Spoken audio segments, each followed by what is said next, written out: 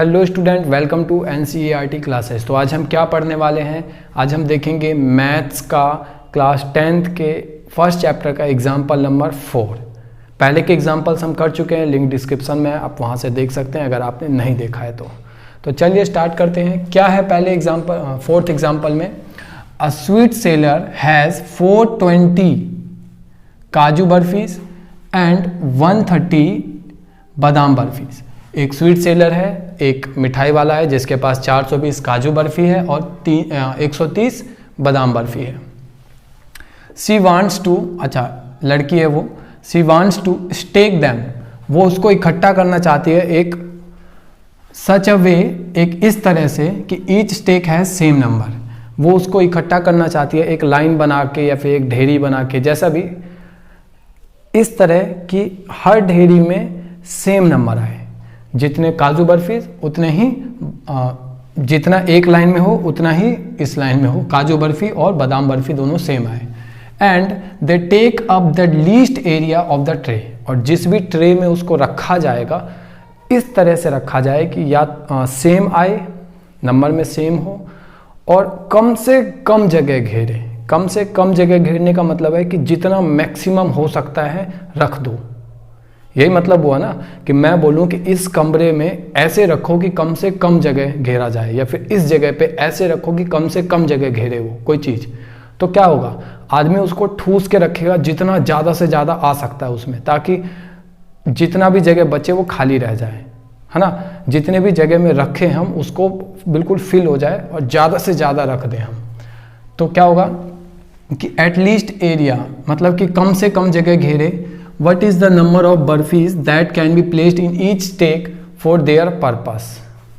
कि for this purpose, अगर उसका पर्पस क्या है, उसका पर्पस है, दो पर्पस हैं। एक तो जितने भी उसके लाइन बनेंगे, ढेरी बनेंगी, उस ढेरी में सेम नंबर के बर्फी होनी चाहिए, ठीक है। और दूसरा पर्पस क्या है कि कम से कम जगह घेरे। कम से कम जगह घेरे का मतलब है कि जितना भी हमें रखना है, बर्फी तो फिक्स है ना, उस बर्फी को मैक्सिमम बना देना। मैक्सिमम बना देने का मतलब कि ज़्यादा से ज़्यादा भर देना है कम ही जगह में। ज़्यादा से ज़्यादा भरने के लिए हमें ऊंचाई देखनी पड़ेगी, कितना ऊंचा बनाना है। ऊंचा देखने के लिए हमें ये देखना पड़ेगा कि काजू बर्फ़ी और बादाम बर्फ़ी, इन दोनों का HCF क्या है, हाईएस्ट कॉमन फैक्टर क्या है। जो हाईएस्ट कॉमन फैक्टर होगा उतनी ऊंचाई की बर्फ़ी हम बनाते चलेंगे, है ना। जो भी इन दोनों का HCF होगा उतनी ऊंचाई के लाइन बनाते हुए चलेंगे। वो लाइन कम से कम जगह घेरेगी, और क्योंकि ये HCF दोनों का है इसलिए लाइन में जो ढेरियाँ बनेगी ना वो दोनों की सेम बनेगी। कहने का मतलब हमारे दोनों पर्पस इसमें फिट बैठेंगे। तो चलिए स्टार्ट करते हैं। स्टार्ट कैसे करेंगे? स्टार्ट करेंगे वही अपने बुढ़ापे वाले, वो जो बूढ़े यूक्लिड बाबा हैं उनके तरीके से, यूक्लिड एल्गोरिथम।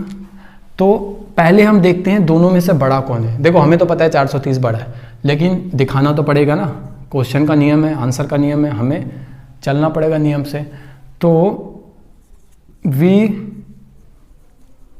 नो, क्या बड़ा, क्या जानते हैं, 420 बड़ा है 130 से, ठीक है। तो यूजिंग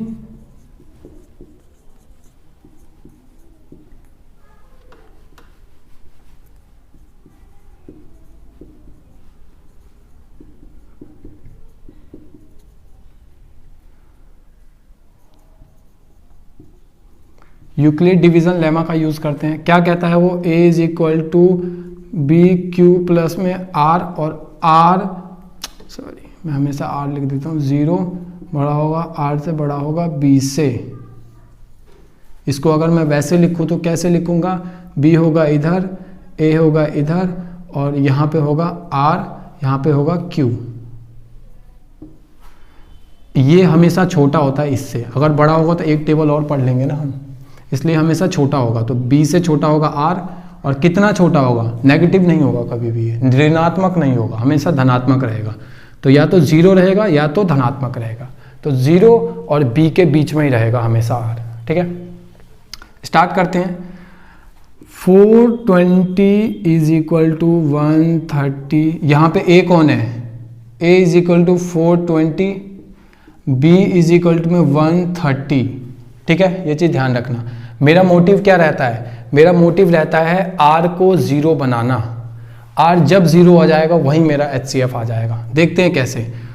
इनटू में कितना करें, इनटू में 3 कर देते हैं, प्लस में कितना आएगा 33 39 30 आएगा।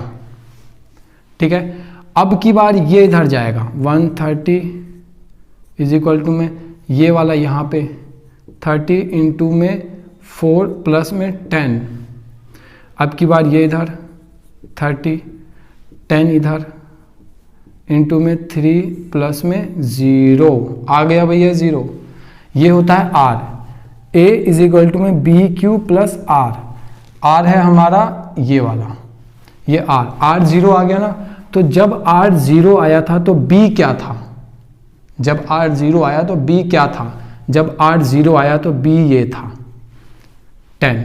अच्छा, कैसे पता चला मुझे 10 था, क्योंकि ये तो मल्टीप्लाई में, मैं इसको भी तो B मान सकता हूँ। नहीं, क्यों नहीं मान सकता, मुझे पता है इसका R इसका B बना होगा, इसका R इसका B बना होगा। 3 अगर B मानता हूँ तो 3 इसका R है क्या, नहीं है। इसका R कौन है, 10 है, तो 10 ही तो अगली बार B बना होगा, तो इसलिए ये है B। यहाँ का और यहाँ का सेम होता है ना, तो ये है B, ये है B। तो now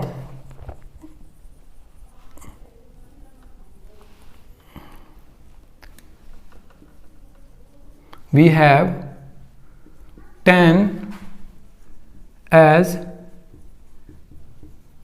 HCF of 420 and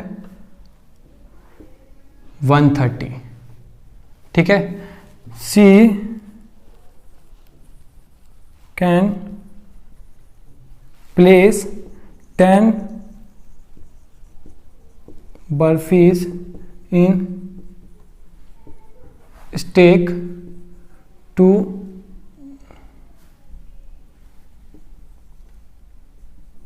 take least